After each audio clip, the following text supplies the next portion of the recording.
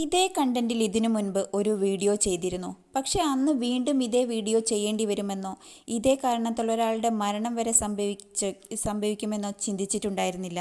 സ്ത്രീകൾക്ക് നിയമപരമായി സംരക്ഷണവും ഒരുപാട് അവകാശങ്ങളുമുള്ള നാട്ടിൽ ജീവിക്കുന്നവരാണ് നമ്മൾ. ഇപ്പോൾ പല കാരണങ്ങളാൽ ട്രെൻഡിനായും വീഡിയോ റീച്ചിന് വേണ്ടിയും ഈ വീഡിയോകൾ ചെയ്തുകൊണ്ടിരിക്കുന്ന സോഷ്യൽ മീഡിയ സതുദ്ദേശിനികൾ കൂടിക്കൊണ്ടിരിക്കുന്നു. സ്വകാര്യത ഇന്ന് ഇല്ലാതായിരിക്കുന്നു. Social media കോടതികളാകുന്നു. ജീവിതത്തിൽ ഓരോരുത്തരുടെയും വ്യക്തി ജീവിതത്തിൽ എത്രമാത്രം സോഷ്യൽ മീഡിയ കയറി ചെല്ലുന്നെന്നും അവരുടെ ജീവിതത്തിൽ എങ്ങനെ അതിനെ ബാധിക്കുന്നുവെന്നും കണ്ടുകൊണ്ടിരിക്കുന്നു. ഇപ്പോൾ ഒരു വീഡിയോ നശിപ്പിച്ചത് ഒരു വ്യക്തിയുടെ ജീവിതമാണ്, ഒരു കുടുംബത്തെയാണ്. സ്ത്രീകൾ ബുദ്ധിമുട്ടുകൾ അനുഭവിക്കുന്നുണ്ടായിരിക്കാം, അതിനുവേണ്ടി വീഡിയോ എടുക്കുന്നുണ്ടായിരിക്കാം. പക്ഷെ ആ വീഡിയോ തെളിവിനായിട്ട് മാത്രം ഉപയോഗിക്കുക. പൂർണ്ണമായും ഇനി സതുദ്ദേശത്തോടു കൂടി സോഷ്യൽ റെസ്പോൺസിബിലിറ്റിയോട് കൂടി പോസ്റ്റ് ചെയ്യണമെന്നുണ്ടെങ്കിൽ പൂർണ്ണമായും ബ്ലറർ ചെയ്ത് വ്യക്തികളെ മാറ്റി മനസ്സിലാക്കാത്ത രീതിയിൽ സോഷ്യൽ മീഡിയയിൽ പോസ്റ്റ് ചെയ്യുക. ആ തെളിവ് വെറും അവനവൻ്റെ കേസിന് ആസ്പദമായ തെളിവുകൾ മാത്രമായിട്ട് ഉപയോഗിക്കുക.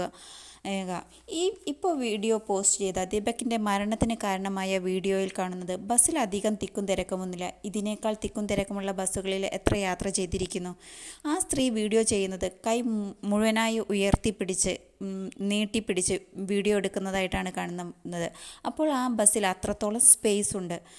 ഒരു സ്ത്രീക്ക് ആ സ്ത്രീയുടെ പ്രൈവറ്റ് പാർട്ടിൽ ഒരു അവ്യക്തമായിട്ടൊരു ടച്ച് ഫീൽ ചെയ്യുന്നുണ്ടെങ്കിൽ ഓട്ടോമാറ്റിക്കലി ആ സ്ത്രീ മാറിപ്പോകുന്നതായിട്ടാണ് കാണുക, മാറിപ്പോവുകയാണ് ചെയ്യുക. ഇവിടെ ആ സ്ത്രീ അവിടെ തന്നെ നിന്നുകൊണ്ട് ആ സ്ത്രീ ബുദ്ധിമുട്ട് അനുഭവിച്ചിട്ടില്ല, പൂർണ്ണമായും അനുഭവിച്ചിട്ടില്ല എന്നൊന്നും പറയാൻ പറ്റില്ല. അത് ആ സ്ത്രീയുടെ മാത്രം അല്ലെങ്കിൽ ആ ബസ്സിൽ കണ്ടുകൊണ്ട് നിന്നവരുടെ കൂടി കാര്യമാണ്. നമുക്ക് പൂർണ്ണമായും എന്താണ് കറക്റ്റ് എന്ന് തെളിയിക്കേണ്ടിയിരിക്കുന്നു. പക്ഷേ വീഡിയോയിൽ ആ സ്ത്രീ അവിടെ തന്നെ നിന്നുകൊണ്ട് വീഡിയോ എടുക്കുന്നതായിട്ടാണ് കാണുന്നത്.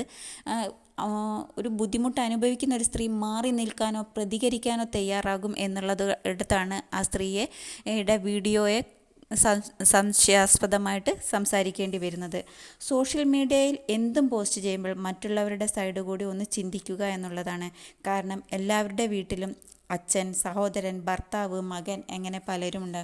ഇനി ഒരു സ്ത്രീക്ക് ഇങ്ങനെ ബുദ്ധിമുട്ടുകൾ നേരിടുമ്പോൾ ആ സ്ത്രീ അവിടെ വെച്ച് പ്രതികരിക്കുകയോ ആണെങ്കിൽ മറ്റുള്ളവർ ആ സ്ത്രീയുടെ പക്ഷം ചേർന്ന് സംസാരിക്കുമെന്നോ സപ്പോർട്ട് ചെയ്യുമെന്നോ തോന്നുന്നില്ല. കാരണം അവിടെ ആ സ്ത്രീ ഒരു പരിഹാസ കഥാപാത്രമായി മാറാനാണ് ഇനി സാധ്യത കൂടുതലുള്ളത്. സ്ത്രീകൾ അവരുടെ അവകാശങ്ങൾ കൃത്യമായി ഉപയോഗിക്കുക. ആണുങ്ങൾക്കുമുണ്ട് അവകാശങ്ങൾ. അഥവാ സ്ത്രീകൾ ദുരുപയോഗം ചെയ്യുകയാണെങ്കിൽ അനുവദിച്ച് കിട്ടിയ നിയമങ്ങളും നിയമസാധുതകളും ഇല്ലാതാകാൻ കാരണമാകുമെന്ന് ഓർക്കുക.